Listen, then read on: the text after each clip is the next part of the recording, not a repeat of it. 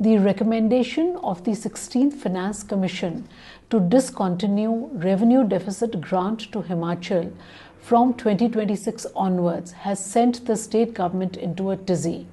The issue is a serious one, as discontinuation of almost 7 to 8,000 crore annually to Himachal could spell doom for the state government. The issue has snowballed into a major political controversy, with Congress and BJP hitting out at each other. I am Pratibha Chauhan, Deputy Editor of the Tribune, and today we shall discuss the implications and fallout of the recommendation of the 16th Finance Commission. Even though the recommendation of the Finance Commission is yet to be accepted by the central government, but the state government is worried, and rightly so, as it is difficult for a cash-strapped state like Himachal, which has a debt of over 1 lakh crore, to manage its own expenditure without any financial assistance from the centre. Immediately after the recommendation of the Finance Commission, the state government decided to convene a special session of the Vidhan Sabha where the financial health of the state could be discussed. Following the turning down of the request of the state government by Governor Shiv Pratap Shukla, the state government chose to take up the issue during the budget session of the Assembly, which will commence on February 16th. Prior to that, a special cabinet meeting was held yesterday, chaired by Chief Minister Sukhwinder Singh Sukhu, to study the critical issue which could hamper the development trajectory of Himachal. The opposition BJP, which had been invited to attend the special presentation regarding state's finances by the Finance Secretary, was skipped by BJP. The BJP, on the other hand, said that they had not been invited by the CM personally, and the invite to the leader of opposition had gone from Finance Secretary.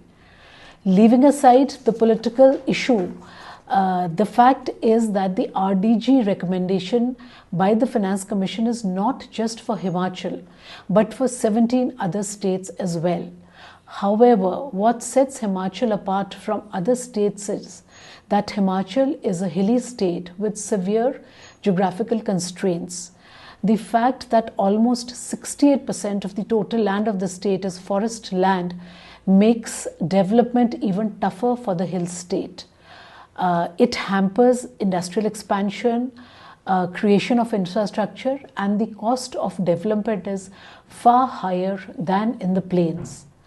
The implication of the discontinuation of RDG, as listed by Secretary Finance, are very serious. The fact is that the issue does not solely concern the state government, the Congress or the BJP, but every citizen of the state, as it impacts their life in some of the other way. The implications that the discontinuation of the RDG, which was over 37,000 crore in the last 5 years, could mean that the state's development work will slow down. And more serious than that is that government might have to take some very harsh decisions.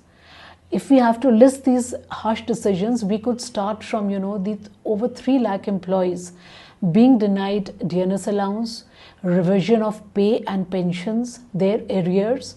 And the biggest question is that the state government might be compelled to revert from the old pension scheme to United Pension Scheme or new pension scheme.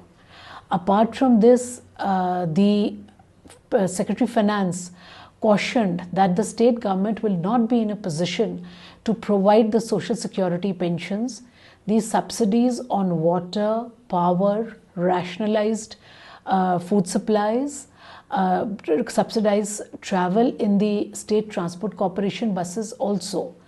They have also recommended that government will have to downsize the institutions by almost 30%, which means merger of several departments, boards, corporations, non-filling up of vacant posts.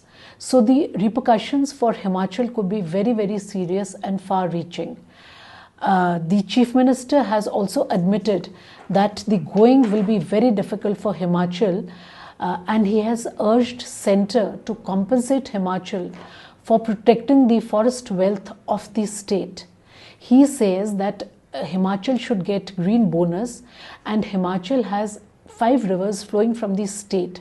So the state government should be allowed to generate resources through imposition of water cess on the water being used by the hydel projects for power generation.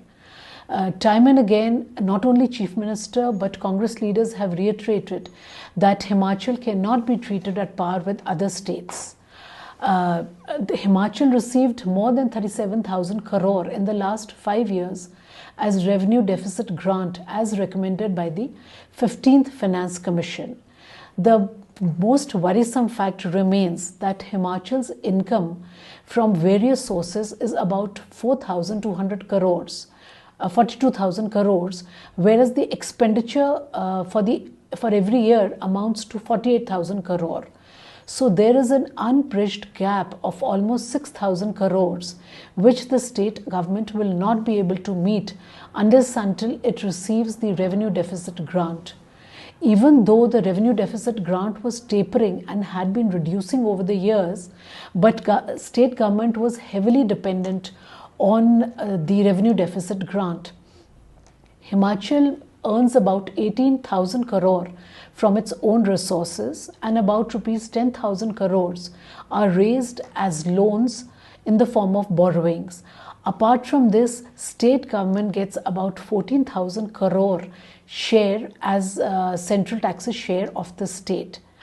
Even after this, there is an unbridged gap of 6,000 crore, which the state government is not in a position to meet.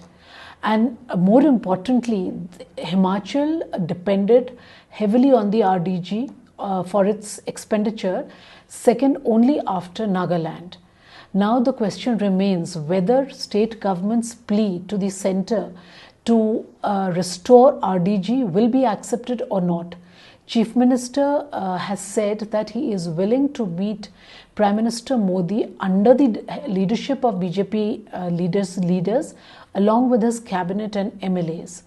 Now the efforts are on to politically request the Prime Minister to bail out Himachal and continue the RDG. Now it remains to be seen whether Himachal's request will be accepted or not, or else the state will be in for very difficult times.